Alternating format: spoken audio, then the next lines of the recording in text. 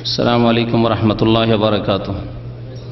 إن الحمد لله نحمده ونستعينه ونستغفره ونعوذ بالله من شرور أنفسنا ومن سيئات أعمالنا. من يهده الله فلا مضل له ومن يضلله فلا هادي له.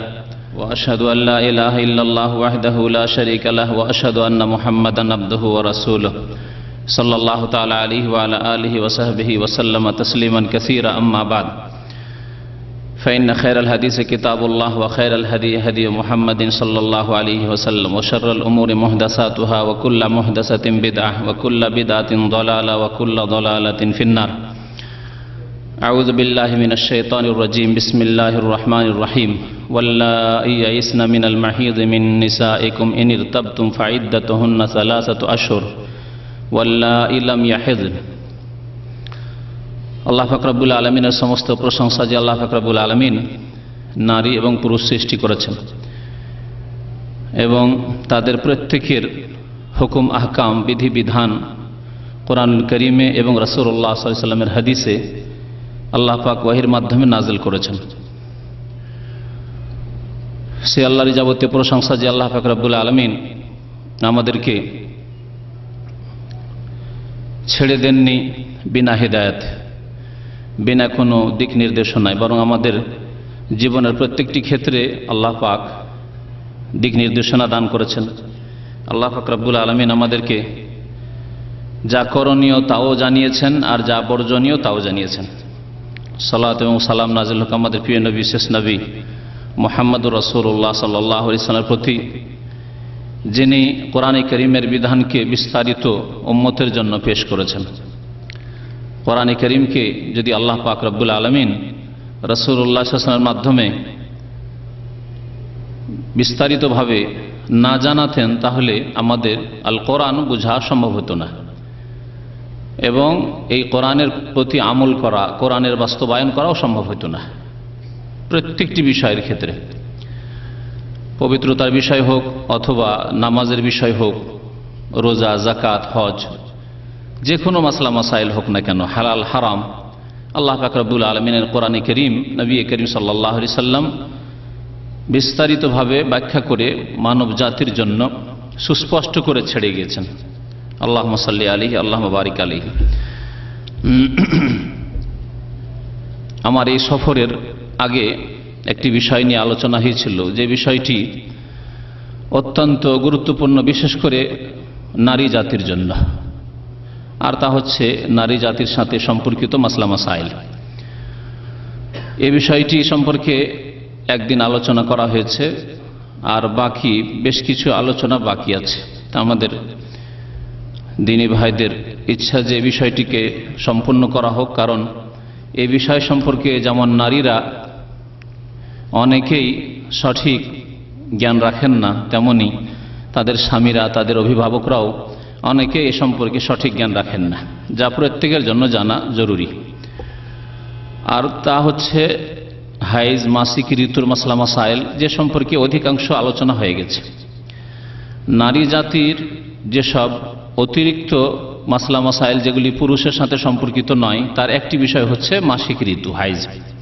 আল্লাহ পাক নারী জাতির সাথে খাস করেছেন। আর একটি বিষয় হচ্ছে ইস্তিহাজা।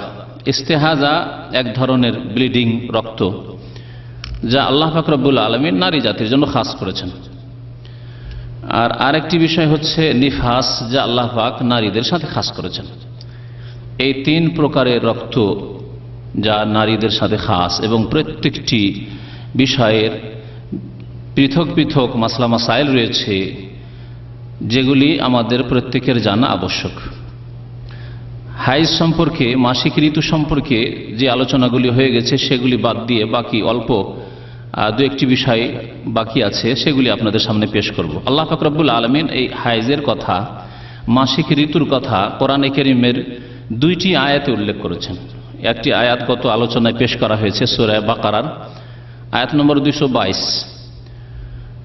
আর দ্বিতীয় আয়াত হচ্ছে সূরাতুত তালাক, সূরা তালাক, কোরআনে কারীমের একটি সূরা, যে তালাকের সম্পর্ক নারীদের সাথে, যদিও পুরুষদের হাতে তালাক, কিন্তু সম্পর্ক হচ্ছে নারীদের সাথে।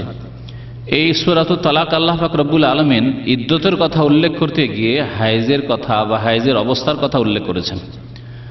মহান আল্লাহ ইরশাদ করেছেন এই সূরা তালাকের আয়াত নম্বর 4-এ, ওয়াল্লাই ইয়াইসনা মিনাল মাহিদ মিন নিসাইকুম, ওই সব নারীরা যারা তোমাদের বিবিদের মধ্য থেকে বা তোমাদের সমাজের নারীদের মধ্য থেকে হাইজ থেকে মাসিক ঋতু থেকে নিরাশ হয়ে গেছে। ইয়াইসনা মিনাল মাহিদ মিন নিসাইকুম, যারা নিরাশ হয়ে গেছে হাইজ থেকে। তাহলে বোঝা যাচ্ছে যে এমন একটা বয়স আছে যে বয়সে গিয়ে হাইজ থেকে নিরাশ হয়ে যায়, অর্থাৎ মাসিক ঋতু বন্ধ হয়ে যায়। আল্লাহ পাক এই কথা তাহলে উল্লেখ করেছেন কোরআনে কারীমে। ইন ইরতাবতুম, যদি তোমাদের দ্বন্দ্ব হয় যে এর ইদ্যত কেমন করে ধরবো, কারণ মাসিক যদি ঋতু হইতো তাহলে হাইজকে ইদ্যত হিসাবে ধরতে পারতেন। যেমন বলা হয়েছে যে ওয়াল মুতাল্লাকাতু ইয়াতারাব্বাসনা বিআনফুসিহিন্না সালাসাতা কুরু, আল্লাহ পাক সূরা বাকারা বলেছেন তালাক প্রাপ্তা নারীরা তারা তালাকের পরে ইদ্যত কাটবে 3 কুরু, মানে 3 হাইজ অথবা তোহর। ফুকাহায়ে কেরামদের ইখতিলাফ রয়েছে। তাহলে এখানে তো যাদের হাইজ মাসিক ঋতু হয় তাদের কথা বলা হলো 3 কুরু মানে 3 হাইজ, কিন্তু যারা নিরাশ হয়ে গেছে হাইজ থেকে, অর্থাৎ এমন বয়সে পৌঁছে গেছে যখন আর মাসিক ঋতু আসবে না, শেষ হয়ে গেছে, ফাইদ্দাতুহুন্না সালাসাতু আশহুর, আল্লাহ পাক বলছেন ওই সব নারীদের ইদ্যত হচ্ছে 3 মাস, 3 হাইজের পরিবর্তে 3 মাস। ওয়াল্লাই লাম ইয়াহিদনা, আর ওই সব নারীদেরও, ওই সব মেয়েদেরও যাদের এখনো মাসিক ঋতু আসেনি, ইয়াহিদনা, হাদা ইয়াহিদ থেকে আল্লাহ পাক বলছেন ইয়াহিদনা, যেসব নারীদের, যেসব মেয়েদের এখনো হাইজ আসেনি। তাহলে আল্লাহ পাক নারীদের প্রকরণ এখানে উল্লেখ করেছেন। কিছু মেয়েরা রয়েছে যাদের এখনো মাসিক ঋতু আসেনি, নাবালিকা, এখনো সাবালিকা হওয়ার লক্ষণ আসেনি। ফুকাহায়ে কেরামগণ বলেছেন যে সর্বনিম্ন বয়স হচ্ছে হাইজের 9 বছর, কারণ নবী করিম সাল্লাল্লাহু আলাইহি সাল্লামের বিবি মা আয়েশা রাদিয়াল্লাহু তাআলা আনহার হাইজ এসেছিল 9 বছর বয়সে। তাহলে সর্বনিম্ন বয়স 9 বছর। তার নিচে যেসব মেয়েরা রয়েছে, যদি বিবাহ শাদী আগের জামানায় বিয়ে হইতো, 5 বছর 6 বছর 7 বছরের মেয়ের বিয়ে দিয়ে দিয়েছে, মাসিক ঋতু এখন আসেনি, বিয়ে টিকলো না, তালাকের সম্মুখীন হইল, সেই ক্ষেত্রে ইদ্যত আল্লাহ পাক বলছেন সালাসাতা আশহুর, 3 মাস। আর আল্লাহ পাক আরেক শ্রেণীর মহিলাদের কথা বলেছেন যারা ইয়াইসনা মিনাল মাহিজ, মাসিক ঋতু থেকে নিরাশ হয়ে গেছে, অর্থাৎ মাসিক ঋতু বন্ধ হয়ে গেছে, এর বয়স হচ্ছে 50 বছর। মোটামুটি 50 বছর বয়স হলে মাসিক ঋতু বন্ধ হয়ে যায়।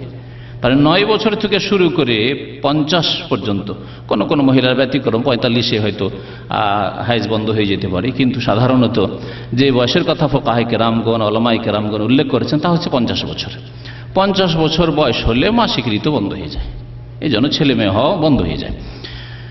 তো আল্লাহ পাক রব্বুল আলামিন এই আয়াতে উল্লেখ করেছেন নারীদের হাইজের কথা।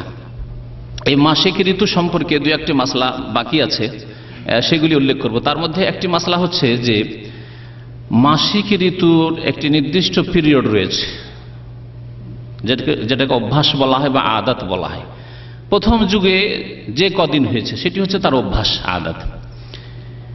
এই অভ্যাসের মধ্যে সাধারণত মাসিক ঋতুর রং কালো হবে, দুর্গন্ধযুক্ত হবে, কিন্তু যদি এমন হয় যে ঘোলাটে, মাটির রং, কাদার রং, ঘোলাটে, অথবা হলুদ, পীতবর্ণ হলুদ রং, যদি মাসিক ঋতুর এই যে কদিন রয়েছে 6 দিন অথবা 7 দিন রয়েছে এর মধ্যে যদি আসে, তাহলে ফুকাহায়ে কেরামগণ বলেছেন যে সেটাকে মাসিক ঋতুই গণ্য করতে হবে, যদিও রক্তের রং না হোক।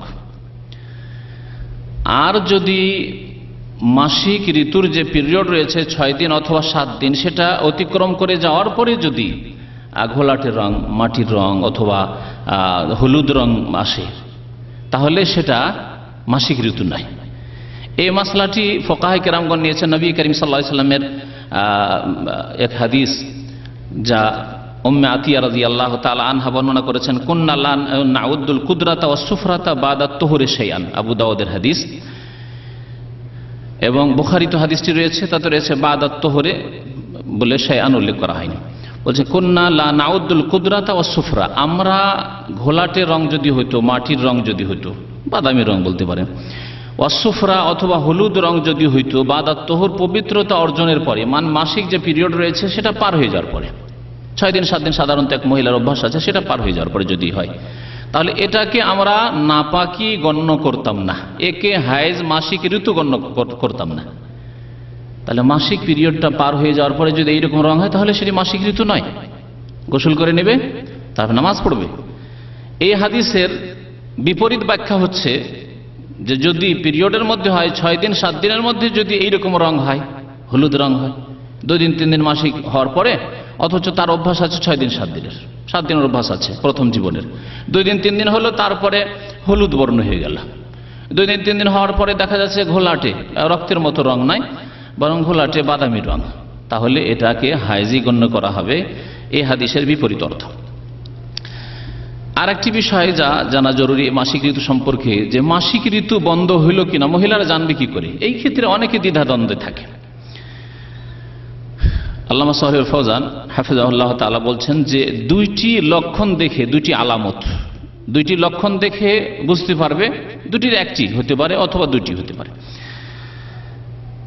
তাতে বুঝতে পারবে যে এখন মাসিক ঋতু শেষ হয়ে গেছে। বলছে তুরাফু যালিকা বিনকিতাইদ দাম, রক্ত বন্ধ হয়েছে। রক্ত বন্ধ হওয়া কেমন করে বুঝতে পারবে? বলছে 2টি লক্ষণের একটি লক্ষণ দেখতে হবে। একটি হচ্ছে নজুলুল কাসসাতিল বাইদা, সাদা স্রাব। সাদা স্রাব যদি দেখা যায়, অর্থাৎ রক্ত আসছিল তারপর রক্ত বন্ধ হয়ে গেল, এখন সাদা স্রাব।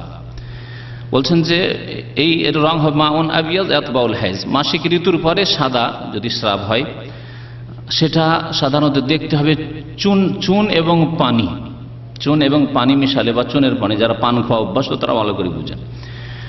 আর আমাদের সমাজে তো পান খাওয়া তো ব্যাপক হারে ছড়িয়ে রয়েছে। তো এই চুনের পানির রং যেমন হয়, সেই রকম রঙের যদি স্রাব আসে, তাহলে জানতে হবে যে মাসিক শেষ হয়ে গেছে। এটি একটি লক্ষণ। তার মানে স্রাব বন্ধ হয়নি, কিন্তু রক্ত বন্ধ হয়ে গেছে, সাদা স্রাব দেখা যাচ্ছে, তাহলে মাসিকের সময় শেষ হয়ে গেছে। প্রথম জীবনে হইতে পারে, আর অভ্যাস নাই, তাহলে এইরকম লক্ষণ দেখলে সে মাসিক থেকে পাক হয়ে গেছে। দ্বিতীয় লক্ষণ হচ্ছে যে সাদা স্রাব আসছে না, শুকিয়ে গেছে, রক্ত আসছিল, ব্লিডিং হচ্ছিল, তারপরে শুকিয়ে গেছে। যখন শুকিয়ে গেছে অর্থাৎ বন্ধ হয়ে গেছে, তাহলে মাসিক শেষ হয়ে গেছে। কেমন করে বুঝবেন মহিলারা যে মাসিক ঋতু বন্ধ হইল কি হইল না? এই ক্ষেত্রে ফুকাহে কেরামরা বলেছেন যে একটু তুলো নিয়ে পরীক্ষা করে দেখবে, লজ্জা স্থানে একটু তুলো দিয়ে পরীক্ষা করে দেখতে পারে যে তাতে লাল হচ্ছে না হচ্ছে না। যদি লাল হয়ে যায় তাহলে এখনো মাসিক ঋতু আছে। অল্প অল্প আসলে অনেক সময় হয়তো বাইরে আসে না, কিন্তু ভিতরে রক্ত হয়তো আছে। সেটা বোঝার জন্য সূক্ষ্মভাবে এই তারিকার কথা ফুকাহে কেরামগণ উল্লেখ করেছেন।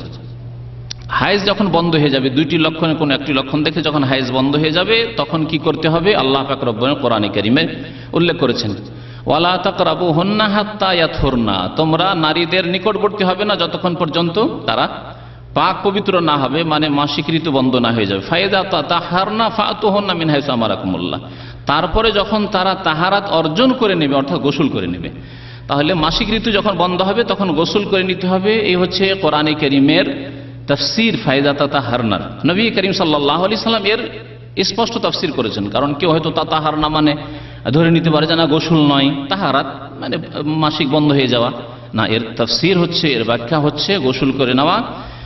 এই জন্য নবী করিম সাল্লাল্লাহু আলাইহি সাল্লাম কোন এক সাহাবিয়া মহিলা যার মাসিক ঋতু সম্পর্কে মাসলা বলতে গিয়ে নবী করিম সাল্লাল্লাহু আলাইহি ওয়াসাল্লাম বলেছিলেন, সহিহ বুখারীর হাদিস, ফাইজা আকবালাত হাইজাতুকে ফাদাইস সালাহ, যখন তোমার মাসিক ঋতু আসবে তখন নামাজ ছেড়ে দেবে। তার নামাজ ছেড়ে দিতে হবে। মাসিক ঋতু অবস্থায় নামাজ পড়া হারাম, এবং নামাজ এই অবস্থায় মাফ। নামাজ যদি কেউ পড়ে তো কাবিরা গুনাহগার হবে। ওয়াইজা আদবারাত, যখন মাসিক ঋতু বন্ধ হয়ে যাবে, ফাকতাসলি, তখন গোসল করে নেবে, ওয়াসাল্লি, এবং সালাত আদায় করবে। গোসল কেমন করে করতে হবে এ সম্পর্কে জানা আবশ্যক, কারণ এই ক্ষেত্রে অনেকে বাড়াবাড়ি করে, অনেকে আবার ঘাটতি করে। মানুষ 3 ভাগে বিভক্ত। কিছু লোক আছে শরীয়তের মাসলা মাসাইলের ক্ষেত্রে ঘাটতি করে, ত্রুটি করে, আর কিছু লোক আছে মধ্যপন্থা অবলম্বন করে, আর কিছু লোক আছে বাড়াবাড়ি করে, যা আল্লাহ করতে বলেন তা করে। এর নিয়ম হচ্ছে যে নিয়ত করবে অন্তর থেকে, পবিত্রতার ক্ষেত্রে হোক, আর নামাজের ক্ষেত্রে হোক, রোজা হোক, হজ হোক, জাকাত হোক, যে কোনো ইবাদত বন্দেগী হোক, আর তাহারাত পবিত্রতা অর্জন করা হচ্ছে ইবাদত। মুখে উচ্চারণ করা নিয়ত শরীয়ত সম্মত নয়, শরীয়তের খেলাফ কাজ এবং বিদাতি কাজ। এই জন্য কি ওইরকম পড়বে না যেমন আমাদের দেশের চটি কিতাবগুলিতে বিদাতি কিতাবে আছে, নাওয়াইতু, উজুর ক্ষেত্রে নাওয়াইতুল উজুয়া, গোসুলের ক্ষেত্রে নাওয়াইতুল গোসলা, লেরাফিল জানাবাতে অথবা লেরাফিল হাদাসে, লেস্তেবাহাতি সলাতে ইত্যাদি ইত্যাদি সব বিদাতি কথা বিদাতি কিতাবে পাবেন আপনি। নিয়ত মানে অন্তরের সংকল্প, দুনিয়ার ক্ষেত্রে এরকম নিয়ত, দিনের ক্ষেত্রে এরকম নিয়ত। নবী করিম সাল্লাল্লাহু আলাইহি ওয়াসাল্লাম, সাহাবায়ে কেরাম, তাবেঈন, তাবা তাবেঈন, আইম্মায়ে কেরাম, ইমাম আবু হানিফা রাহমাতুল্লাহ আলাইহি থেকে শুরু করে সমস্ত আইম্মায়ে কেরাম, চার ইমাম ছাড়া সমস্ত আইম্মায়ে কেরাম, হাদিসের ইমাম হোক আর ফিকহের ইমাম হোক, সমস্ত আইম্মায়ে কেরাম একমত এই ক্ষেত্রে যে নিয়ত হচ্ছে অন্তর সংকল্পের না। এই নতুন বিদআত যা শুরু হয়েছে বেশ কিছুদিন ধরে, আর সেটা শুরু হয়েছে উপমহাদেশে, বিশেষ করে উর্দু ভাষীদের মধ্যে, বাংলা ভাষীদের মধ্যে এই বিদআতি নিয়ত রয়েছে। নিয়ত করবে অন্তরে পবিত্রতা অর্জন করার, নাপাকি দূরীকরণের, অথবা এই পবিত্রতা অর্জন করে নামাজ আদায়ের উদ্দেশ্যে এবং নামাজের মতো যেসব ইবাদত বন্দেগীর জন্য পবিত্রতা লাগে সেই উদ্দেশ্যে। বিসমিল্লাহ বলে গোসল শুরু করবে আর গোটা শরীরে পানি বহাবে, পানি ঢালবে শরীরে, ডান দিক থেকে পানি ঢালা সুন্নত। কারণ নবী করিম সাল্লাল্লাহু আলাইহি সাল্লাম ভালো কাজের ক্ষেত্রে, তাহারাত অর্জনের ক্ষেত্রে, পবিত্রতা হাসিল করার ক্ষেত্রে ডান দিক থেকে কাজ আরম্ভ করাকে ভালোবাসতেন। যেমন হাদিস রয়েছে, কানা ইউহিব্বুত তায়াম্মুনা ফি তুহুরিহি ওয়া তারাজ্জুলিহি ওয়া তানাউলিহি ওয়া ফি শানিহি কুল্লিহি। নবী করিম সাল্লাল্লাহু আলাইহি সাল্লাম ডান দিক থেকে আরম্ভ করাকে ভালোবাসতেন পবিত্রতা অর্জনের ক্ষেত্রে, ওযু হোক, গোসল হোক, আর জুতো স্যান্ডেল পরার ক্ষেত্রে, চিরুনি করার ক্ষেত্রে, অফিস শানিহি করলেই প্রত্যেক ভালো কাজের ক্ষেত্রে। এ হচ্ছে নবী করিম সাল্লাল্লাহু আলাইহি সাল্লাম সম্পর্কে সাহাবায়ে কেরামদের কথা। গোটা শরীরে পানি ঢালবে এবং চুল যে রয়েছে মাথার, এই চুলের যে জড়গুলি রয়েছে সেই চুলের মূল জড়ে পানি পৌঁছাবে। গোটা মাথার চুলকে ভিজাতে হবে, মহিলাদের বড় বড় চুল রয়েছে, এই গোটা চুল, সব চুলকে ভিজাতে হবে, এটি শরীয়ত নাই। যদি কেউ এইরকম করে তাহলে এটা বাড়াবাড়ি। বলছিলাম এই জন্য যে এই ক্ষেত্রে অনেকের বাড়াবাড়ি রয়েছে, বিশেষ করে যদি খোপা বাঁধা থাকে, মাথার চুল বাঁধা রয়েছে, সেই চুল খোলা বড় কষ্টকর, তারপরে খুলে যে পানি গোটা মাথার চুলে পৌঁছাবে, তাতে শুকাতে কষ্ট হতে পারে, চুল শুকাতে যখন কষ্ট হবে তখন অসুস্থ হতে পারে। এই জন্য দ্বীনে ইসলামে এই ক্ষেত্রে সহজ করা হয়েছে। নবী করিম সাল্লাল্লাহু আলাইহি ওয়াসাল্লামের হাদিস বুখারীতে রয়েছে, আদ-দীনু ইউসরুন, দিন সহজ, দিন সহজ। সুতরাং যতটুকু দিন সহজ করা হয়েছে সেই সহজ নেবেন, সহজ আবার খেয়াল খুশি করে নেবেন না, কারণ অনেকে আবার নিজের খেয়াল খুশি সহজ করে না, তা চলবে না। দিনে যতটা সহজ করা হয়েছে, সরল করা হয়েছে, ততটা নিতে হবে। যদি বাধা থাকে খোপা, তাহলে তা খোলার কোনো প্রয়োজন নেই। ওয়ালা ইয়ালজুমুহা নাকদুহু ইন কানা মাজফুরান, বলছেন যে যদি বাধা থাকে চুল, তাহলে তা খোলার কোনো প্রয়োজন নাই, বরং পানি চুলের মূল অংশে মাথায় পৌঁছে দিলেই হবে। এই ক্ষেত্রে গোসল করার ক্ষেত্রে যদি সাবান ব্যবহার করে, আজকালকার জামানায়, আগের জামানায় বলা হতো যে যদি কুলপাতা ব্যবহার করে পানিতে দিয়ে, তাহলে ভালো কথা। গোসল শেষে আতর সুগন্ধি নেওয়া নারীদের মাসিক ঋতুর গোসলের শেষে অথবা নেফাসের গোসলের শেষে মিসকে আম্বার যদি হয় সবচেয়ে ভালো, যেমন হাদিসে রয়েছে। আর না হইলে যে কোনো রকমের সুগন্ধি আতর ব্যবহার করা, একটু তুলোতে নিয়ে লজ্জাস্থানে ব্যবহার করা, এটা সুন্নত। নবী করিম সাল্লাল্লাহু আলাইহি ওয়াসাল্লাম এই শিক্ষা দিয়েছেন আসমা রাদিয়াল্লাহু তাআলা আনহাকে, বলছেন লি আমরিহি সাল্লাল্লাহু আলাইহি ওয়াসাল্লাম আসমা বিযালিক, মুসলিম শরীফের হাদিস। এই মাসলা মাসাইলগুলি জানা আবশ্যক, কারণ অনেক ক্ষেত্রে গোসল থেকে পাক হলো কিন্তু রক্তের যে দুর্গন্ধ আছে গোসল করার পরে হয়তো তা গেল না। এই গন্ধ হয়তো স্বামীর জন্য ঘৃণার কারণ হইতে পারে, কিন্তু আতর সুগন্ধি যদি ব্যবহার করা হয় তো আর ওই ঘৃণার কারণ হইল না। শরীয়তে এই জিনিসগুলি শেখানো হয়েছে। আর একটি মাসলা ফুকাহে কেরামগণ উল্লেখ করেছেন, তা হচ্ছে যে কোন ঋতুবতী মহিলা অথবা নেফাস অর্থাৎ নেফাসের মাসলা মাসাইল বিস্তারিত আসছে, আজকে যদি সময় না হয় তা আগামীতে আলোচনা হবে। তা হচ্ছে যে ছেলে মেয়ে ভূমিষ্ঠ হওয়ার পরে যে রক্ত ব্লিডিং হয়, এর নাম হচ্ছে নেফাস। এই নেফাস থেকে অথবা হাইজ মাসিক ঋতু থেকে যদি কোনো মহিলা পবিত্রতা অর্জন করে সূর্য অস্ত হওয়ার পূর্বে, সূর্য অস্ত হওয়ার পূর্বে, মাগরিবের কিছুক্ষণ আগে, তো বলছেন যে এখন তো আসর পর হয়ে গেছে, তাহলে আসর মাগরিবের মাঝখানে, মাগরিবের একটু আগে। এই দিনের, যেই দিন পবিত্রতা অর্জন করলো সেই দিনের জোহর আসর পড়া তার জন্য আবশ্যক। মাসলা অনেকের জন্য নতুন লাগবে, জোহর কখন চলে গেছে, আসর হয়ে গেছে, আসর আর মাগরিবের মাঝখানে পবিত্রতা অর্জন করছে। ওমান তাহরাত মিনহা ক্বাবলা তুলিল ফজর, আর এইরকমই যদি ফজরের একটু আগে, এখনো ফজরের ওয়াক্ত আসেনি, ফজরের একটু আগে পবিত্রতা অর্জন করে হায়েজ অথবা নেফাস থেকে, তাহলে সেই মহিলাকে মাগরিব এবং এশা লাজিমা হান্তুসাল্লিল মাগরিব ওয়াল ইশা, ওই রাত্রের মাগরিব এশা আদায় করতে হবে, কাজা করতে হবে। লিআন্না ওয়াক্তাস সালাতিস সানিয়াতে ওয়াক্তুল লিসালাতিল উলা ফি হালিল উযরি, কারণ ফুকাহা কেন উল্লেখ করেছেন যে যখন মানুষ অসুবিধায় থাকে, ওজরে থাকে, তখন দ্বিতীয় ওয়াক্তের নামাজের সময় হচ্ছে প্রথম ওয়াক্তের সময়, অর্থাৎ আসর এবং মাগরিবের মাঝখানে যখন মাসিক ঋতু হায়েজ নেফাস থেকে পাক হলো, তাহলে আসর তো তার উপর আছে, কারণ আসর রক্ত এখনো বাকি আছে। আসর রক্ত যখন বাকি আছে, তো আগের যে ওয়াক্ত রয়েছে সেই ওয়াক্তের নামাজ তার সাথে আদায় করতে হবে। ওজরের অবস্থায় দেখেন, সফরে কি করছেন, সফরে 2 ওয়াক্ত জমা করা সুন্নাত।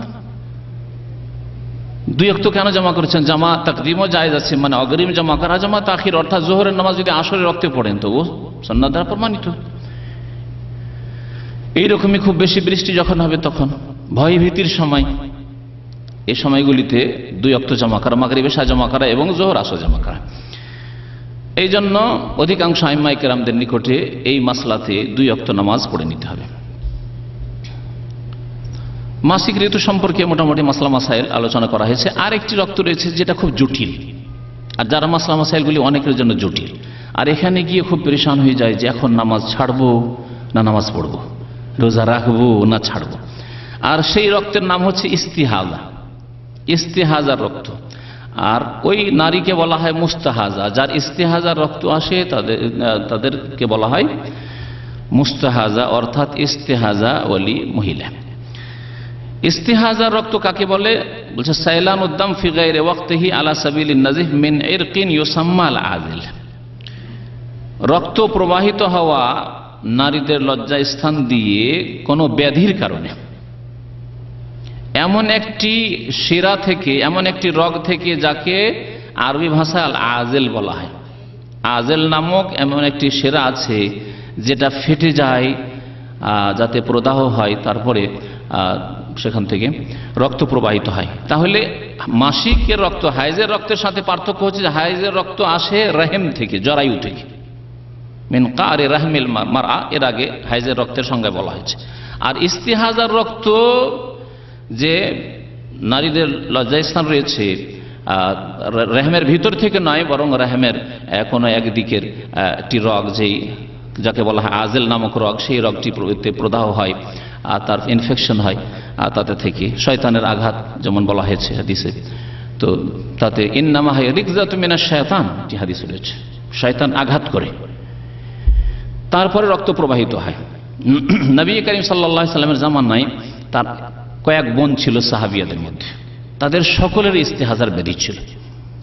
এ জাহাসের মেয়েরা, নবী সাল্লাল্লাহু আলাইহি সাল্লামের বিবি জাইনাব বিনতে জাহাস, হামনা বিনতে জাহাস, উম্মে হাবিবা বিনতে জাহাস, এই কয়েক বোনের এদের এই রোগ ছিল, আর খুব বেশি রক্ত প্রবাহিত হইত।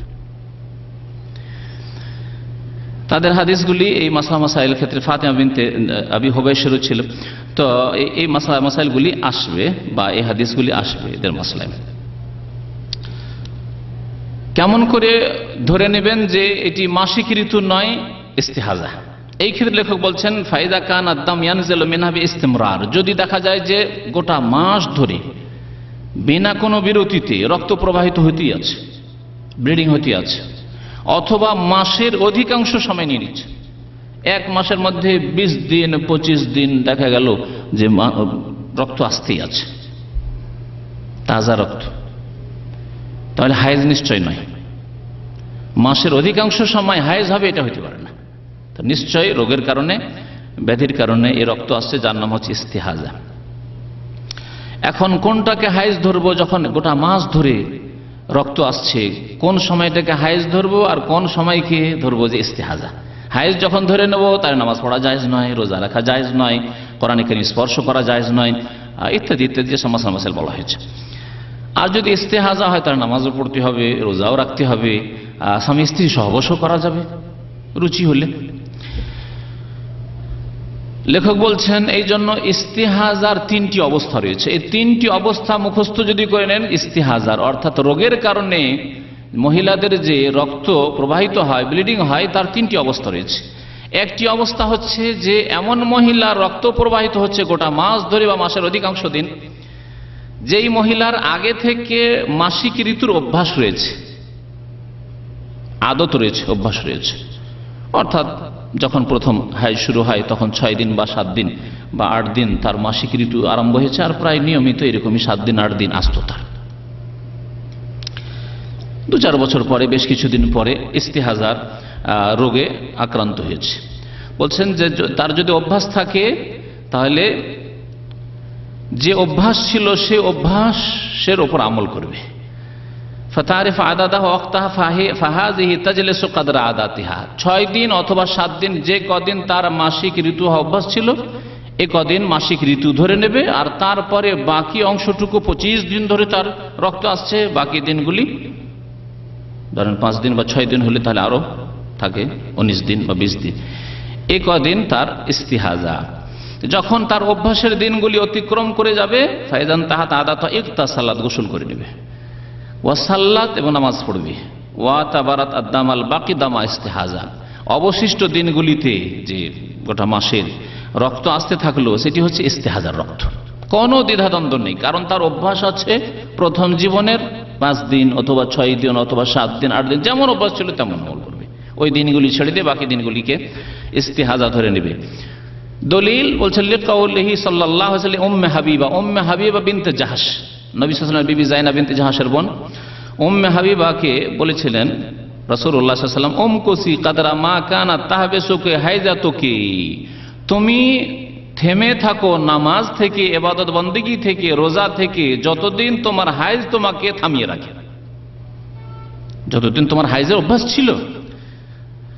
সুম্মাক্তাসিলি, তারপরে তুমি গোসল করে নাও, যতদিন তোমার হাইজ তোমাকে থামিয়ে রাখতো, মা কানাত তাহবিসুকি, মাজি ইস্তিমরার, এর আগে যতদিন তোমাকে তোমার হাইজে থামিয়ে রাখতো ততদিন তুমি থেমে থাকো। সুম্মাক্তাসিলি, তারপরে গোসল করে নাও, ওয়াসাল্লি, নামাজ আদায় করতে থাকো। ওয়ালি কাউলিহি সাল্লাল্লাহু আলাইহি সাল্লাম, আরেকটি নবী সাল্লাল্লাহু আলাইহি হাদিস, ফাতিমা বিনতে আবি হুবাইশ, আবু হুবাইশের মেয়ে ফাতিমা, তারও ইস্তেহাজা হইতো। কি বলেছেন নবী সাল্লাল্লাহু আলাইহি ওয়াসাল্লাম, ইন্নামা যালিকা ইরকুন, এটি হচ্ছে একটি রগের ব্যাধি, একটি শিরায় আঘাত হয়েছে, সেখান থেকে রক্ত প্রবাহিত হচ্ছে, এটি হাইজ নয়। ওয়ালাইসা বিহাইজিন, এটি হাইজ নয়, মাসিক ঋতু নয়।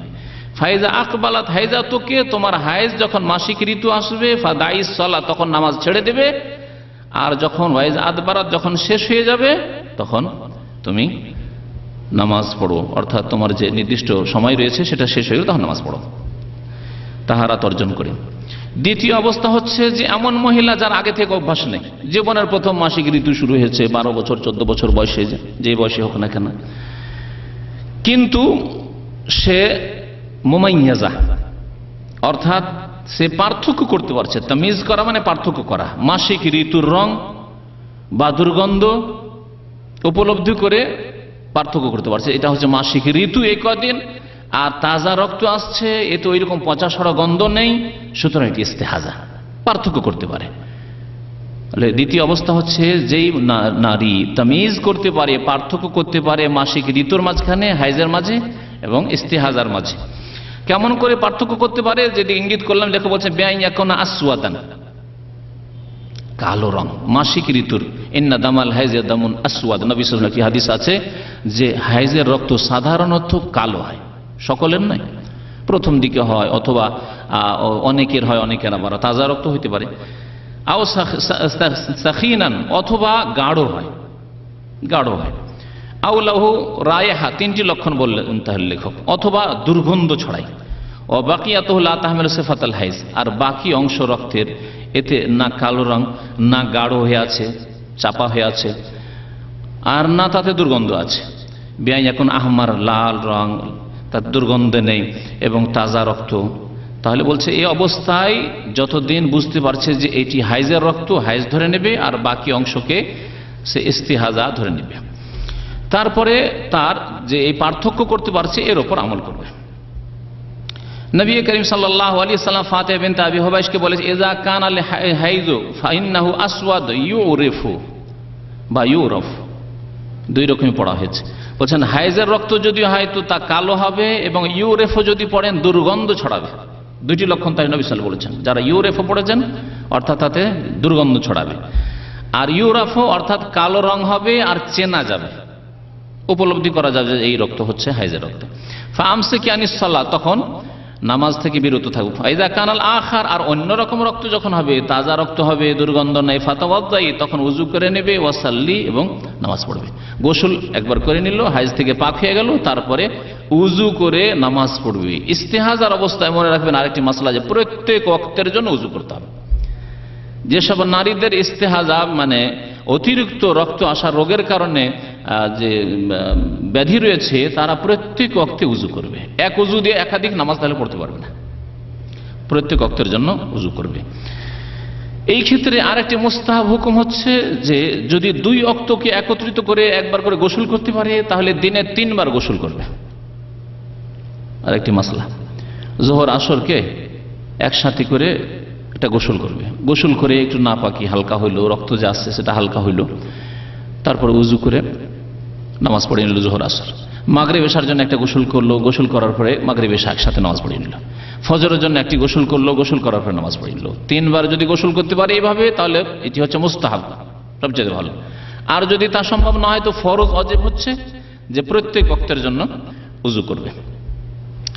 তৃতীয় অবস্থা হচ্ছে যে এমন মহিলা যার আগে থেকে অভ্যাস নেই, লাম ইয়াকুন লাহা আদাতান তারিফুহা, প্রথম জীবনের প্রথম তার মাসিক হচ্ছে, ওয়ালা সিফাতুন তুমাইয়িজু বিহাল হাইজ মিন গায়রিহি, আর রক্তে পার্থক্য করতে পারে না। গোটা মাস ধরে রক্ত আসছে বা মাসের 25 দিন ধরে রক্ত আসছে, কিন্তু পার্থক্য করতে পারেন না, না তার তমিজ আছে, পার্থক্য আছে, আর না তার অভ্যাস আছে।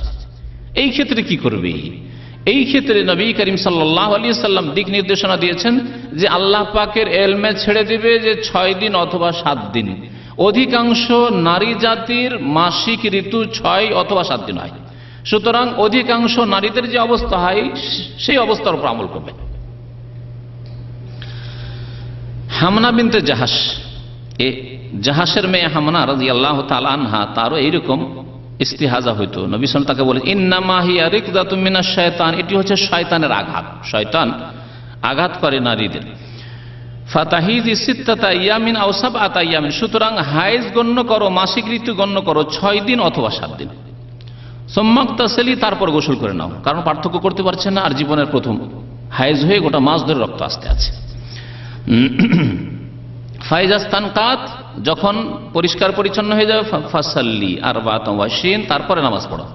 6 দিন বাদ দিলে কদিন থাকে মাসের? আর বলছেন ফাসাল্লি, নামাজ পড়ো, আরবাআতান ওয়া 20, 24 দিন, আও সালাসাতান ওয়া 20, 7 দিন যদি বাদ দেন 23 দিন, আও সালাসাতান ওয়া 20, 23 দিন নামাজ পড়ো। সুমি, রোজা রাখো, ওয়া সাল্লি, নামাজ পড়তে। ফাইন্না যালিকা ইউজজিউকি, এটা তোমার জন্য যথেষ্ট, আল্লাহ তোমাকে মাফ করে দেবে।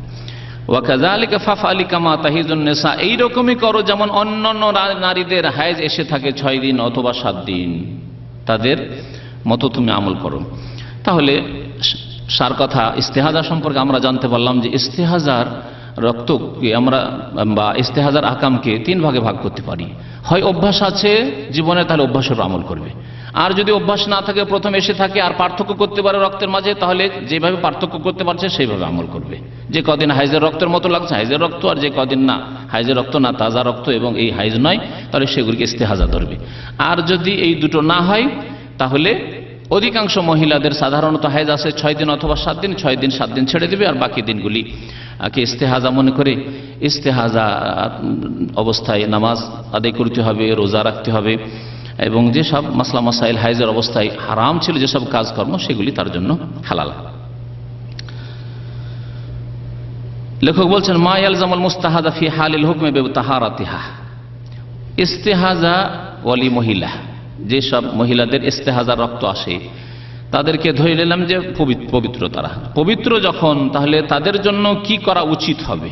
প্রথম বলছেন যে ইয়াজিবু আলাইহা আন তাগতাসিলা ইনদা নিহায়াতি হাইজাতিহাল মুতাবারা, ইস্তেহাজের যেসব মহিলাদের আসছে হাইজ যখন শেষ হচ্ছে তখন গোসল করবে। রক্ত আসতে আছে কিন্তু পার্থক্য করতে পারছে, অথবা তার অভ্যাস আগে থেকে আজ অভ্যাসের আমল করে, অথবা 6 দিন 7 দিন ছেড়ে দিয়ে গোসল করবে। গোসল করে নিল মানে হাইজ থেকে সে পাক হয়ে গেল। দ্বিতীয় বিষয় হচ্ছে তাগসিলু ফারজাহা লিইজালাতি মা আলাইহি মিনাল খারিজ ইনদা কুল্লি সালাতিন, প্রত্যেক নামাজের সময় উযু করার আগে লজ্জা স্থান ধৌত করবে, কারণ রক্ত তো আসতে আছে, সুতরাং লজ্জা স্থান ধৌত করবে। ওয়াতাজআলু ফিল মাখরাজি কুতনান ওয়া নাহওয়াহু ইয়ামনাউল খারিজ ওয়া তাশুদ্দু আলাইহি মা ইউমসিকু আনিস সুকুত। তারপরে লজ্জা স্থানে এমনভাবে তুলো অথবা যে কিছু দিয়ে বেঁধে রাখবে যাতে করে নামাজের অবস্থায় কাপড় খারাপ না হয়ে যায়, নামাজের অবস্থায় নামাজের স্থান খারাপ না হয়ে যায়, নাপাক না হয়ে যায়, সেজন্য বেঁধে রাখবে। আজকাল পাম্পার্সের ব্যবস্থা হয়েছে, বড়দেরও পাম্পার্স রয়েছে, সুতরাং সেগুলিকে ব্যবহার করা যেতে পারে, যেমন আজকালকার ওলামারা বলছেন। ইস্তেহাজা যেসব নারীদের আসে তাদের সম্পর্কে নবী করিম সাল্লাল্লাহু আলাইহি ওয়াসাল্লাম বলছেন তাদাউস সালাতা আইয়ামা আকরাইহা, আবু দাউদ ইবনে মাজাহ তিরমিজির হাদিস, হাদিসটি হাসান। বলছেন নবী সাল্লাল্লাহু আলাইহি ওয়াসাল্লাম যে হাইজের দিনগুলিতে ঋতুবতী মহিলা নামাজ ছেড়ে দিবে, তাদাউস সালাতা, সুম্মা তাগতাসিলু, তারপরে গোসল করে নেবে, ওয়া তাতাওয়াদ্দা ইনদা কুল্লি সালাতিন, প্রত্যেক নামাজের সময় ওযু করবে। এই হাদিস স্পষ্ট। তাহলে যাদের এইরকম রোগ আছে ব্লিডিং এর গোটা মাস ধরে বা মাসের অধিকাংশ সময়, তারা তাহলে ওয়া তাতাওয়াদ্দা ইনদা কুল্লি সালাত, প্রত্যেক নামাজের জন্য ওযু করবে। নবী করিম সাল্লাল্লাহু আলাইহি ওয়াসাল্লাম আরেকটা মাসলা বলেছেন, যেটা উল্লেখ করলাম, আন উতুলাকে আল কুরসুফ, তুমি তুলো ব্যবহার করবে, তুলো ব্যবহার করবে। তাহসিনা বিহিল মাকান, লজ্জা স্থানে তুলো রাখবে যাতে করে বাইরে রক্ত এসে তোমার কাপড় খারাপ না হয়ে যায় অথবা নামাজের স্থান খারাপ না হয়। সময় কিছুক্ষণ আছে, নেফাসের মাসলা মাসের সংক্ষেপে উল্লেখ করে দিই। নেফাস সম্পর্কে জানা আছে, আর একটু আগে বললাম যে হুয়া দাম আল্লাযী ইয়ানজিলু মিনার রাহিমি লিল ওয়ালাদাতি ওয়া বাদাহা। নেফাস এমন এক রক্তকে বলা হয় নারীদের, যেই রক্ত জরায়ু থেকে বেরিয়ে আসে ছেলে মেয়ে ভূমিষ্ঠ হওয়ার সময় অথবা তারপরে। তাহলে ভূমিষ্ঠ হওয়ার সময় বেরিয়ে আসে আর তারপরে বেরিয়ে আসে, তার আগে যদি বের হয় তার মাসলা শুনুন। আচ্ছা, এই রক্ত কোথা থেকে হয়? বলছে যখন গর্ভধারণ করলো কোনো মহিলা, রাহেমে কিছু রক্ত মাসিকের রক্ত থেকে যায়, আগে যে রক্তটা বদ্ধ হয়ে থেকে গেছে সেই রক্ত ছেলে মেয়ে ভূমিষ্ঠ হওয়ার পরে প্রবাহিত হতে শুরু হয়, এটা হচ্ছে সে নেফাসের রক্ত। ফায়দা ওয়ালাদাত খারাজা হাযাদ দাম শাইয়ান ফাশাইয়ান, যখন ছেলে মেয়ে ভূমিষ্ঠ হয়ে যায় তখন এই রক্ত ধীরে ধীরে রেহেম থেকে জরায়ু থেকে বের হতে থাকে। ওমা তারাহু ক্বাবলাল ওয়ালাদাতি মিন খুরুজিদ দাম মা আমারাতিল ওয়ালাদ ফাহুয়া নিফাস, ছেলে মেয়ে ভূমিষ্ঠ হওয়ার কিছুক্ষণ আগে থেকে বা 2 দিন, 1 দিন, 3 দিন, ফুকাহায়ে কেরামগণ বলেছেন যে 1 দিন, 2 দিন অথবা 3 দিনের কথা বলেছেন, আগে থেকে যদি রক্ত প্রবাহিত হয় তাহলে এগুলিকে ধরে নিতে হবে যে এটাও নেফাসের রক্ত। ওয়া কাইয়াদাল ফুকাহা বিয়াউমাইনি আও সালাসাতা আইয়ামিন ক্বাবলাল ওয়ালাদা, ছেলে মেয়ে ভূমিষ্ঠ হওয়ার পূর্বে 1 দিন অথবা 2 দিন, 3 দিন আগে থেকে যদি রক্ত আসে এগুলিকে নেফাসের রক্ত ধরে নিতে হবে। অনেক সময় এরকম হয়। তাহলে ছেলে মেয়ে ভূমিষ্ঠ হওয়ার পূর্বে যে রক্ত আসে তাতে যদি দেখা যায় যে এটি বাচ্চা হওয়ারই লক্ষণ, তাহলে নেফাস। বাচ্চা হওয়ার লক্ষণ নাই, এখন 3 মাস 4 মাসের বাচ্চা, আর বাচ্চা নষ্ট হইল না, এমনিতে রক্ত আসছে, তাহলে সেটি নেফাস নয়, সেটাকে ইস্তেহাজায় ধরতে হবে, রোগের কারণে হতে পারে।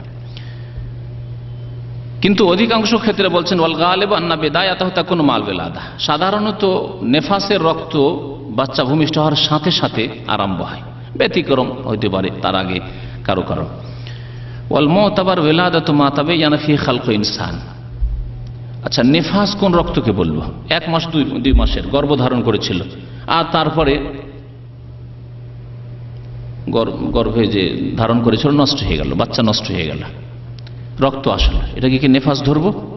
ফুকাহায়ে কেরাম বলছেন না, ধরবো না। কমের পক্ষে মানুষের রূপ ধারণ করতে হবে, সেই বাচ্চা যদি মানুষের রূপ ধারণ করে নেয় আর তারপরে সে বাচ্চা নষ্ট হয় আর তার সাথে সাথে বাচ্চা নষ্ট হওয়ার সাথে সাথে রক্ত প্রবাহিত হয়, সেটা হচ্ছে নেফাস। কতদিনে রূপ ধারণ করে এ সম্পর্কে ফুকাহায়ে কেরামগণ বলেছেন যে ওয়াকাল্লু মুদ্দাতিন ইয়াতাবায়্যানু ফিহা খালকুল ইনসান, মানুষের সৃষ্টির রূপ, মাথা, হাত, পা ইত্যাদি অঙ্গ প্রত্যঙ্গ প্রাথমিক অবস্থায় যে হয় সেটা হওয়ার জন্য কমের পক্ষে 81 দিনের প্রয়োজন। যেদিন থেকে গর্ভধারণ করলো মহিলারা সেই দিন থেকে 81 দিনের প্রয়োজন, আর অধিকাংশ ক্ষেত্রে 90 দিন লাগে। 3 মাস, 3 × 90 দিন। ওয়াগলাবহা সালাসাতু আশহুর, 3 মাস সাধারণত লাগে, আর খুব বেশি যদি খুব তাড়াতাড়ি হয়ে যায় 81 দিন কমপক্ষে। তাহলে 81 দিনের পরে যদি বাচ্চা নষ্ট হয়ে যায়, তার সাথে রক্ত প্রবাহিত হয়, তাহলে সেটা নেফাস। তার আগে 50 দিনে, 60 দিনে, 70 দিনে বাচ্চা নষ্ট হলো, রক্ত প্রবাহিত হলো, তাহলে সেটি ইস্তেহাজা গণ্য হবে, সেটা নেফাস বলে গণ্য হবে না, কারণ এখনো মানুষের রূপ, বাচ্চার রূপ ধারণ করেনি। ফায়দা সাকাতা মিনহা শাইউন ক্বাবলা হাযিহিল মুদ্দা, সুতরাং 81 দিনের আগে যদি বাচ্চা নষ্ট হয়ে যায়, ও হাসালা মাহু দামুন, রক্ত প্রবাহিত হয়, ফাইন্নাহা লা তুলতাফাতু ইলাইহি, এর কোনো ভ্রুক্ষেপ করার প্রয়োজন নেই। ওয়ালা তাদাউস সালাতা, নামাজও ছাড়বে না, রোজা থাকলে রোজাও ছাড়বে না, তার কারণ লিআন্নাহু দামুন ফাসিদুন ওয়া নাজিফুন, এটি রোগের কারণে, অসুস্থতা ব্যাধির কারণে রোগ, এই যে রক্ত। ফায়াকুনু হুকমুহু হুকমুল মুস্তাহাজা, এটি হচ্ছে ইস্তেহাজার রক্ত। নেফাসের সর্বনিম্ন কোন সময় নির্ধারিত নেই শরীয়তে, অর্থাৎ বাচ্চা ভূমিষ্ঠ হওয়ার পরে 3 দিন, 4 দিন, 5 দিন হইল, হওয়ার পরে রক্ত কোনো মহিলার বন্ধ হয়ে গেল, সেটা হইতে পারে। সর্বনিম্ন দিন নির্ধারিত শরীয়তে নেই, কিন্তু সর্বঊর্ধ্বে দিন নির্ধারিত রয়েছে। নবী করিম সাল্লাল্লাহু আলাইহি সাল্লামের বিভিন্ন হাদিসে সাহাবায়ে কেরামরা উল্লেখ করেছেন, তা হচ্ছে 40 দিন। এই সর্বঊর্ধ্বে দিন নির্ধারিত হওয়ার অর্থ হচ্ছে যে যদি কোনো মহিলার বাচ্চা ভূমিষ্ঠ হওয়ার পরে 40 দিন ধরে রক্ত আসতে থাকে, তাহলে সেটি হচ্ছে নেফাস। 40 দিন পরে যদি রক্ত আসতে থাকে, 41 দিন, 50 দিন হয়ে যাচ্ছে রক্ত আসতে আছে, তাহলে 40 দিন পরে এটাকে ইস্তেহাজা গণ্য করা হবে। 40 দিন হলেই গোসল করে নেবে, আর তারপরে নামাজ পড়তে হবে, যতই রক্ত আসতে থাক না কেন, সেটা নেফাস নাই। এখানে বেশ কিছু মহিলারা ভুল করে, সেটা হচ্ছে যে 20 দিন, 22 দিনে, অধিকাংশ মহিলাদের 20 দিনে, 25 দিনে, 30 দিনের মধ্যে রক্ত বন্ধ হয়ে যায়, তারপরে ওই 40 দিন মুখস্থ করে আছে। এই অজ্ঞতার কারণে 20 দিন থেকে শুরু করে 40 পর্যন্ত, এই 15 দিন, 20 দিনের নামাজ ছেড়ে দেয়। রোজা রাখতে পারবে, রমজান মাস হয়তো রোজা রাখে না, বিশেষ করে নামাজের বিষয় দিনে 5 বার করে নামাজ, এরা গুনাহগার হবে। এই মাসলা না জানার কারণে কবিরা গুনাহগার হবে এবং নামাজ ত্যাগকারী হবে। বলছেন যে ওয়াকসার মুদ্দাতিন নেফাস, নেফাসের সর্বঊর্ধ্বে সময় সীমা হচ্ছে ফিল গালিব, অধিকাংশ ক্ষেত্রে 40 ইয়ামান, 40 দিন। উম্মে সালামা রাদিয়াল্লাহু তাআলা আনহা এই ক্ষেত্রে হাদিস বর্ণনা করেছেন, কানাতিন নফাসা ওয়া তাজলিসু আলা আহদি রাসূলিল্লাহ সাল্লাল্লাহু আলাইহি ওয়াসাল্লাম 40 ইয়ামান, তিরমিজির হাদিস, হাদিসটি সহিহ। নেফাস ওয়ালি মহিলারা রাসূলুল্লাহ সাল্লাল্লাহু আলাইহি ওয়াসাল্লামের জামানায় 40 দিন অবস্থান করত নেফাসের অবস্থায়, তারপরে তারা তাহারাত হাসিল করে নামাজ পড়ত। এর ওপর উলামায়ে কেরামদের ইজমা রয়েছে, কোনো ইখতিলাফ নেই। হানাফি, শাফিঈ, মালিকি, হাম্বলি এই কোনো ইখতিলাফ এই ক্ষেত্রে নেই, সর্বঊর্ধ্বে যে তার সীমা রয়েছে এই ক্ষেত্রে। ওয়া মাতা তাহরাত ক্বাবলা আল 40 বিয়ান ইনকাতা আনহা খুরুজুদ্দাম ফাইন্নাহা তাগতাসিলু ওয়া তুসাল্লি, যদি 40 দিনের আগে যে কোনো সময় রক্ত বন্ধ হয়ে যায়, তাহলে গোসল করবে এবং নামাজ শুরু করে দিবে, সর্বনিম্নের কোনো সময়সীমা নির্ধারিত নেই। ওয়াইজা তাম্মাতিল 40 ওয়া লাম ইয়ানকাতা খুরুজুদ্দাম ফাইন সাদাফা আদাতান আদাতা হাইজিহা ফাহুয়া হাইজুন। 40 দিন হওয়ার পরে আরেকটি মাসলা লেখক সূক্ষ্ম মাসলা উল্লেখ করেছেন, 40 দিন পরে যদি রক্ত আসে, তাহলে এখানে একটি দেখার বিষয় উনি উল্লেখ করেছেন, তা হচ্ছে 40 দিন পরে যদি দেখা যায় যেই সময় রক্ত আসছে সেই সময়টি তার মাসিক ঋতুর সময়। কিন্তু জানি না মহিলারা এইভাবে মুখস্থ রাখতে পারে কিনা। অর্থাৎ মাসের প্রথম 10 দিনে, যে কোনো মাসের, আরবি মাসের অথবা ইংরেজি মাসের, যেভাবে ওই মহিলার রক্ত আসতো মাসের প্রথম দিকে অথবা মধ্য দিকে, ওই তারিখগুলিতে তার হাইজ থাকতো, মাসিক ঋতু থাকতো। 40 দিন নেফাস সম্পন্ন হওয়ার পরে যেই দিনগুলিতে রক্ত আসছে সেই দিনগুলি তার হাইজের দিন, তাহলে হাইজ গণ্য করবে। আর যদি দেখা যায় না হাইজের দিন নয়, অথবা সে মনে রাখতে পারে না, গোলমাল হয়, কখনো আগে কখনো পরে, আর অধিকাংশ মহিলাদের এরকম হয়, যদি হয় তাহলে ইস্তেহাজা গণ্য হবে। নেফাস সম্পর্কিত মাসলা মাসাইলগুলো সংক্ষেপে লেখক উল্লেখ করেছেন, যে আপনাদের সামনে পেশ করছি। বলছে ইয়াহরামু ওয়াতউন নুফাসা, নেফাস অবস্থায় মানে বাচ্চা ভূমিষ্ঠ হওয়ার পরে যতদিন রক্ত থাকবে, এই নেফাসের রক্ত, ততদিন স্বামী স্ত্রী মিলন করা হারাম। কামা ইয়াহরামু ওয়াতুল হাইজ, যেমন ঋতুবতী মহিলার সাথে সহবাস করা হারাম। ওয়া ইউবাহুল ইস্তিমতা আল্লাযী দুনাল ওয়াত, তাহলে সহবাস ছাড়া বাকি অন্য কিছু জায়েজ রয়েছে। ইয়াহরামু আলা নফাসা আন তাসুম, তারপরে নেফাস ওয়ালি মহিলাদের রোজা রাখা হারাম, নামাজ পড়া হারাম, বাইতুল্লাহর তওয়াফ করা হারাম, যেমন ঋতুবতী মহিলা সম্পর্কে বলা হয়েছে। ইয়াহরামু আলা নফাসা মাসুল মুসহাফ ওয়া কিরাআতুল কোরআন, এইরকমই নেফাস ওয়ালি মহিলাদের জন্য কোরআন কারীম স্পর্শ করা হারাম, ওইরকমই কোরআন কারীম তিলাওয়াত করা হারাম। মা লাম তুকশা নিসিয়ানুহু, এর আগে ঋতুবতী মহিলার ক্ষেত্রে বলা হয়েছে যদি ভুলে যাওয়ার আশঙ্কা না থাকে, হাফেজায় কোরআন, কোরআন হাফেজা, কোরআনের শিক্ষিকা, কোরআনের ছাত্রী, যদি এখন কোরআন না পড়ে তাহলে ভুলে যাবে, অথবা শিক্ষিকা যদি না পড়ায় তাহলে মেয়েদের ক্ষতি হবে, ছাত্রী যদি না পড়ে তাহলে তার দীর্ঘ ক্লাস ছুটে গিয়ে তার পড়াশোনার ক্ষতি হবে। এসব ক্ষেত্রে জায়েজ বলেছেন উলামায়ে কেরামরা পড়া, কিন্তু স্পর্শ করা না, স্পর্শ করবে না সরাসরি। আর থেকে তাহলে স্পর্শ করা যেতে পারে, অথবা রেহেলের উপর রেখে দিয়ে দেখে পড়তে পারে যাদের ভুলে যাওয়ার আশঙ্কা আছে, অথবা যারা কোরআন কারীমের শিক্ষিকা বা ছাত্রী। ইয়াজিবু আলান নুফাসা কাযাউস সাওম আল ওয়াজিব আল্লাযী তারাকাতহু ফিন নিফাস কাল হাইজ। ঋতুবতী মহিলারা যেমন রোজা কাজা করবে, রোজা মাফ নেই, ঠিক তেমনি নেফাসের অবস্থায় যে রোজাগুলি ছুটে গেছে সেই রোজাগুলি কাজা করতে হবে। ইয়াজিবু আলান নুফাস আন তাগতাসালা ইনদা নিহায়াতিন নিফাস, নেফাস শেষ হবে তখন গোসল করতে হবে, যেমন হাইজ শেষ হলে গোসল করতে হয়। উম্মে সালামা রাদিয়াল্লাহু তাআলা আনহা থেকে বর্ণিত রয়েছে কানাতিন নুফাসা তাজলিসু আলা আহদিন নবী সাল্লাল্লাহু আলাইহি ওয়াসাল্লাম 40 ইয়াম, 40 দিন। ইমাম ইবনে তাইমিয়া রাহমাতুল্লাহ আলাইহি বলছেন যে এই হাদিসের অর্থ যে নেফাস ওয়ালি মহিলারা নবী সাল্লাল্লাহু আলাইহি ওয়াসাল্লাম মানে 40 দিন অবস্থান করত। কানাত তুমারু আন তাজলিসু আলা 40, 40 দিন পর্যন্ত বসে থাকো, মানে অবস্থান করো এই নাপাকি অবস্থায়, লি আল্লাহ ইয়াকুন আল খাবরু কাযিবান, যাতে করে এমন না হয় যে তোমার ভুল হইতে পারে। ইজ লা ইউমকিনু আন তাত্তাফিকা আদাতু নিসা আসরিন ফি নিফাসিন আও হাইজিন, 40 দিন পর্যন্ত সর্বঊর্ধ্বে অপেক্ষা করবে, কারণ এক রকমের অভ্যাস কারো হইতে পারে না, কারো 20 দিন হইতে পারে, কারো 25 দিন হইতে পারে, কারো কম হইতে পারে, কারো বেশি হইতে পারে। উম্মে সালামা রাদিয়াল্লাহু তাআলা আনহা থেকে আরেকটি হাদিস বর্ণিত রয়েছে কানাতিল মারআতু মিন নিসাইন নবী সাল্লাল্লাহু আলাইহি ওয়াসাল্লাম তাকুদু ফিন নিফাস 40 লাইলা, নবী করিম সাল্লাল্লাহু আলাইহি ওয়াসাল্লামের বিবিগণের যে কোনো বিবি তাকুদু ফিন নিফাস, নেফাসে 40 দিন বা 40 রাত তার অবস্থান করত। লা ইয়ামুরুহান নবী সাল্লাল্লাহু আলাইহি ওয়াসাল্লাম বিকাযাই সালাতিন নিফাস, নেফাস অবস্থায় যতগুলি নামাজ ছুটতো সেই নামাজগুলি কাজা করার কখনো নবী করিম সাল্লাল্লাহু আলাইহি ওয়াসাল্লাম আদেশ করেননি। তাহলে স্পষ্ট যে নেফাস অবস্থায় নামাজ মাফ, ওই রকমই যেমন হায়েজের অবস্থায় নামাজ মাফ।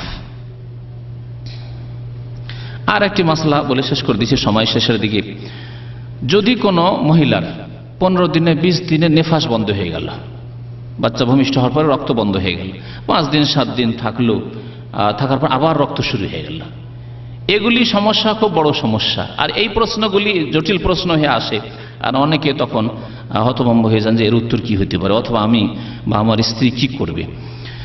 বলছেন লেখক যে এজান কাতা আদামু আনিন নেফাসা কাবলাল 40, 40 দিনের পূর্বে যদি রক্ত বন্ধ হয়ে যায়, ওয়াক্তা সালাত গোসল করে নেবে, ওয়া সাল্লাত নামাজ পড়বে, ওয়া সামাত রোজা রাখবে, সুম্মা আদা আলাইহা দাম কাবলাল 40, তারপরে দেখা গেল 40 দিন এখনো পুরো হয়নি, 20 দিনে রক্ত বন্ধ হয়েছিল, অথবা 30 দিনে রক্ত বন্ধ হয়েছিল, তারপরে 5 দিন থাকলো বন্ধ হয়ে, নামাজ পড়লো, গোসল করে, রোজা রাখলো, আবার রক্ত আসা শুরু হয়ে গেল। বলছেন ফাসসাহি, এই ক্ষেত্রে তাহলে ইখতিলাফ রয়েছে উলামায়ে কেরামদের, কিন্তু আন্নাহু ইউতাবারু নিফাসান তাজলিসু, পরে যে রক্তগুলি আসা শুরু হলো সেটাও নিফাস, কারণ এখনো 40 দিন তার কমপ্লিট হয়নি। ওয়ামা সামাতহু ফি ওয়াক্তি তুহরিল মুতাখাল, মধ্যখানে যে পবিত্রতা হয়েছিল, পাক হয়েছিল, সে রক্ত বন্ধ হয়ে গেছিল, এটাকে এই যে রোজা রেখেছে অথবা নামাজ পড়েছে সেটা শহীদ, কোনো গুনাহগার না সে।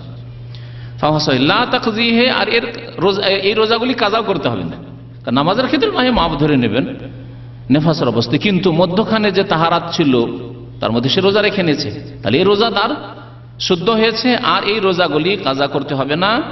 এই ক্ষেত্রে সৌদি আরবের এই যে গত মুফতি ছিলেন শেখ আব্দুল আজিজ বিন বাজ রহমতুল্লাহ আলাইহি, তার আগে যে প্রধান মুফতি ছিলেন মোহাম্মদ বিন ইব্রাহিম রহমতুল্লাহ আলাইহি, তার ফতোয়া, এবং শেখ আব্দুল আজিজ বিন বাজ রহমতুল্লাহ আলাইহির ফতোয়া, এছাড়াও শেখ ইবনে উসাইমিন রহমতুল্লাহ আলাইহির একটি কিতাব রয়েছে নারী সংক্রান্ত মাসলা মাসাইল সম্পর্কে, তারপরে আল্লামা সাদি রহমতুল্লাহ আলাইহি, সমস্ত উলামায়ে কেরামদের ফতোয়া হচ্ছে যে এইরকম অবস্থায় এই করবে যা বলা হইল।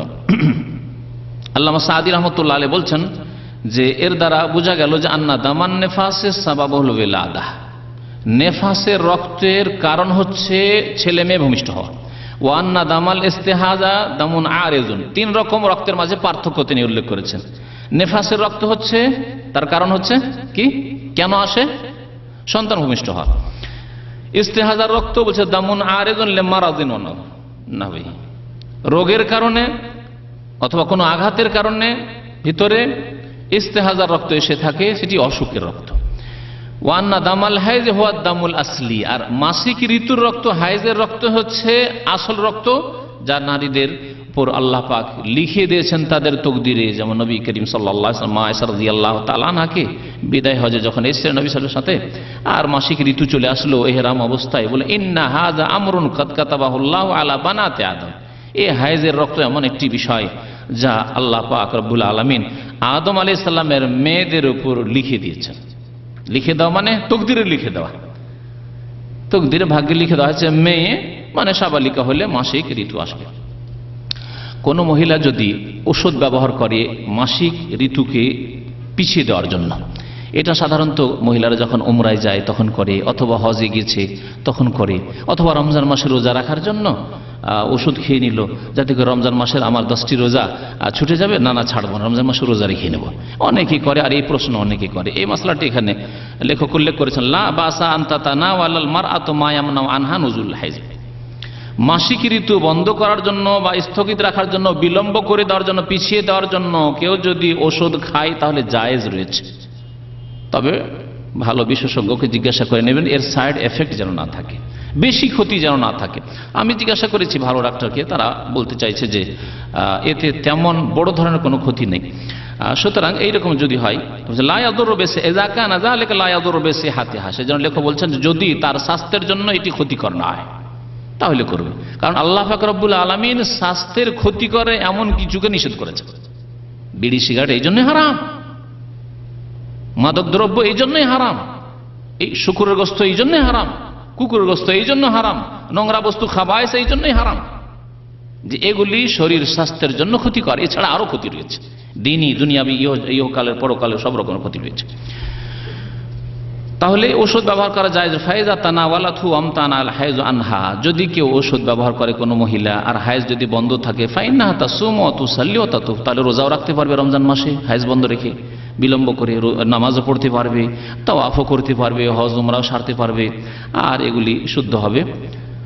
আল্লাহ পাক রব্বুল আলামিন যেন আমাদেরকে কোরআন এবং হাদিস বুঝার এবং তার প্রতি আমল করার তৌফিক দান করেন। আমাদের নারীদেরকে আল্লাহ পাক রব্বুল আলামিন যেন দুনিয়া এবং আখিরাতে আল্লাহ পাক তার আযাব থেকে, বালা মুসিবত থেকে হেফাজত করেন, ফিতনা ফাসাদ থেকে হেফাজত করেন। আল্লাহ পাক তাদেরকে দ্বীনের যেন জ্ঞান দান করেন এবং দ্বীনের প্রতি চলার যেন তৌফিক দান করেন। আমিন ইয়া রাব্বাল আলামিন। সুবহান রাব্বিকা রাব্বিল ইজ্জাতি আম্মা ইয়াসিফুন ওয়া সালামুন আলাল মুরসালিন ওয়ালহামদুলিল্লাহি রাব্বিল আলামিন।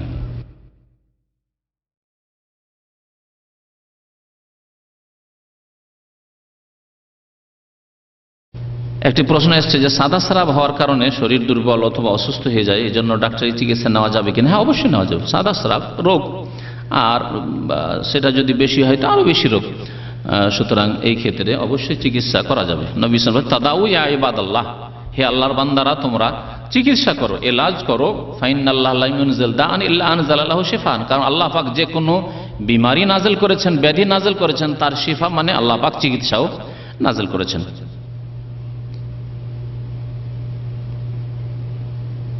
নামাজের কতটুকু সামনে দিয়ে যাওয়া যায়? নামাজের সামনে দিয়ে, প্রথম কথা, নামাজের সামনে নামাজির উচিত হচ্ছে যে সুতরা দিয়ে নামাজ পড়বে, সুতরা লাগিয়ে নামাজ পড়বে, এটা হচ্ছে নামাজির করণীয়। আর যারা অতিক্রমকারী তাদের করণীয় হচ্ছে যে এই সুতরা আর নামাজির মাঝখান দিয়ে মোটেই অতিক্রম করবে না, জায়েজ নয়। সুতরা কাছে থাকতে হবে। সেজদা করার পরে খুব বেশি হলে আধা হাত জায়গা থাকবে, এর বেশি নয়। একটা বকরি ছাগল পার হইতে পারে যেমন বলা হয়েছে, এর বেশি এমন নয় যে দূরে সূত্রা লাগিয়ে দিয়েছে আর গোটা মসজিদ ঘিরে ফেলেছে, এমন নয়। যেমন আজকাল সুন্নত পড়া লোকেরা কি করছে, পিলার আছে ওইখানে আর এখানে নামাজ শুরু করেছে, আর নিয়ত করে নিয়েছে ওটা আমার সূত্রা, তাই এত দূরে সূত্রা হয় নাকি? সূত্রা কাছে দিতে হবে। সূত্রা করা হচ্ছে, পর্দা আড় করা হচ্ছে নামাজের কাজ, দায়িত্ব।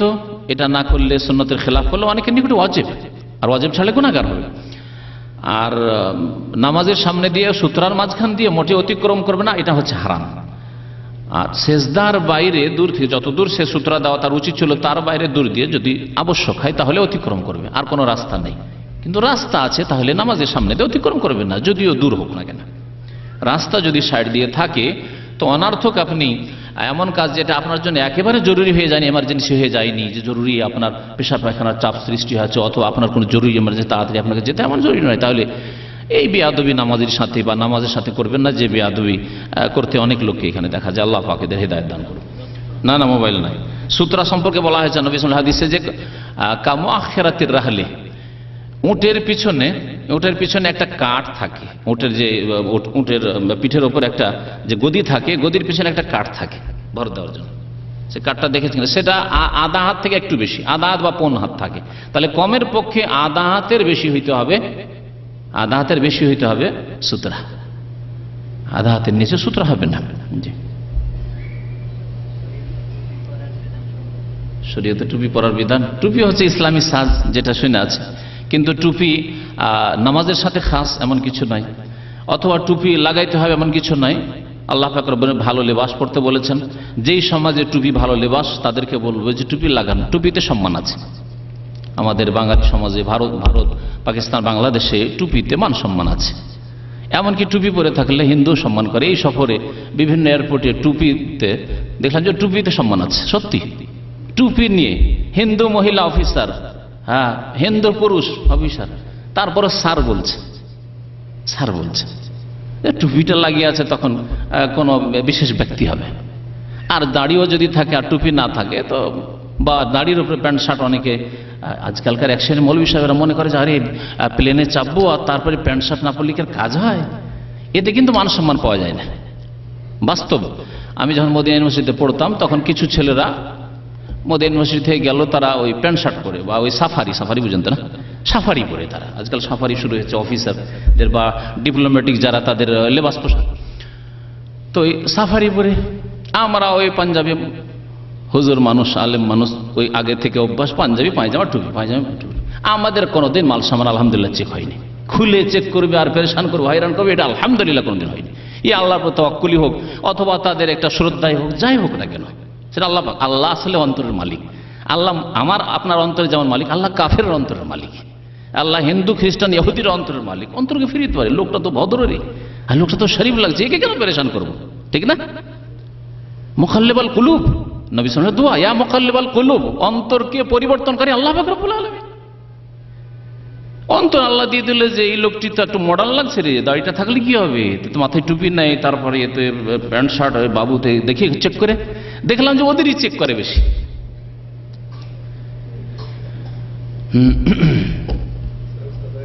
ইসলামী সাজ। বাকি এটাকে মনে করবেন না দাড়ি টুকার বাড়াবাড়ি আছে। একটু আগে একটা মাসলা বললাম না, যে কোনো মাসলার ক্ষেত্রে একদল ত্রুটি করেছে, একদল মধ্যপন্থী, আর একদল বাড়াবাড়ি করেছে। বাড়াবাড়ি করে দাড়ি আর টুপি, আমাদের দাড়ি টুপি মানে দাড়ির মতোই টুপি না, মোটেই না। দাড়ি অজিব, দাড়ি যারা রাখে না গুনহাগার। আর টুপি অজেব না, সুন্নাত না, তবে ভালো জিনিস। টুপি রাখলে মান সম্মান রয়েছে। টুপি যে পরিবেশে রয়েছে সেই পরিবেশে টুপি রাখুন, টুপির ইজ্জত রয়েছে, আপনার কথার তাসির হবে। আপনি যদি টুপি না লাগান, আমি এই সফরে গিয়ে এক ছেলে ভালো এলেম রাখে, তারপরে এসছে সাফারি পরে, মাথায় টুপি নেই। তো আমি বললাম যে বাবা, এই সমাজে গ্রামে অন্তত, আরে ট্রেনে বাসে বাইরে ঘুরছো সেটা আলাদা কথা, কিন্তু এই যে গ্রামে তুমি সাফারি করে আর মাথায় টুপি নেই, তোমার কথার তাসির হবে না লোকের ওপর। কথা সত্য নয়? আপনি আপনার গ্রামে যদি মাথায় টুপি নেই আর প্যান্ট শার্ট পরে আছেন, ভালো কথা বলেন, আমাদের সমাজ কবুল করতে চাইবে না। কেরালা সমাজ কবুল করবে, শ্রীলঙ্কা যান কবুল, অসুবিধা নেই, সেখানে বড় বড় বক্তা আর প্যান্ট শার্ট পরে টাই টুই লাগিয়ে চলছে, কিন্তু আমাদের সমাজে চলবে না। তাহলে হাদিসুন নাস আলা কাদরি উকুলিহিম, এটি হাদিস রয়েছে যে মানুষ যেমন বুঝে তেমন তার সাথে আদান প্রদান করো, আচরণ করো। মানুষ আমাদের সমাজে বুঝে যে পাঞ্জাবি টুপি এটা হচ্ছে ইসলামী সাজ, সুতরাং ওই রকম থাকেন আপনি যদি ইসলামের কথা মানুষকে বলতে হয়, যাতে আপনার কথা দিয়ে জাতির উপকার হয়। আর আমার একটা প্যান্ট শার্ট পরার জন্য, কোনো এক সময় টুপি খুলে নেওয়ার জন্য যে আমার কথাই মানুষ কবুল না করে, তাহলে আমি ক্ষতি করলাম, আর ইসলামের ক্ষতি করলাম। সুতরাং অবস্থা দেখে আপনি বিশেষ করে এইসব ক্ষেত্রে আপনি আপনার কাজ করবেন। যদিও টুপি আর দাড়িতে আসমান জমিন পার্থক্য। দাড়ি রাখা ওয়াজিব, দাড়ি যে রাখে না গুনাহগার, এবং দাড়ি হচ্ছে ইসলামের লক্ষণ, আর টুপি ইসলামের আলামত নয়। যেই টুপি আমাদের দেশে চলে তার মধ্যে একটা টুপি হচ্ছে গান্ধী টুপি, জানেন? দেওবন্দেও গান্ধী টুপি পরা হয়। আমরা ছোটকালে ছাত্র জীবন অনেক পড়েছি, এই গোল টুপি না, তখন ওই টুপি পরতাম। সেই টুপি সুন্দর লাগতো এককালে, জানি না এখন সুন্দরই লাগবে না, হয়তো কারণ অভ্যাসে ছুটে গেছে। সেই টুপি আসলে তার নামই হচ্ছে গান্ধী টুপি, মানে ওই গান্ধী পরতো, যাকে বলা হচ্ছে মহাত্মা গান্ধী, সেই গান্ধীজির টুপি এটা। তাহলে কোথায় ইসলামী টুপি? নেহরু পরতো না? নেহরু ছবি যারা দেখেছে, নেহরু সবসময় টুপি পরতো, ওই টুপি, লম্বা টুপি, কোচা কোচা দেওয়া আছে, লম্বা টুপি। তাই টুপি মানে ইসলামী সাজি। কিস্তি টুপি না, কিস্তি টুপি আলাদা। কিস্তি টুপির লম্বার মধ্যে কিস্তি আছে, ওটা হচ্ছে ওই নৌকার মতো, সেজন্য কিস্তি টুপি। আর আরেকটা হচ্ছে গাঁধী টুপি, যেটা না দেখলে হয়তো যারা দেখেননি বুঝতে পারবেন না। হ্যাঁ, বুঝতে পেরেছেন? আচ্ছা, ঠিক আছে। সাল্লাল্লাহু আলা নবিয়িনা মুহাম্মদ ওয়া আলা আলিহি ওয়া সাহবিহি আজমাইন।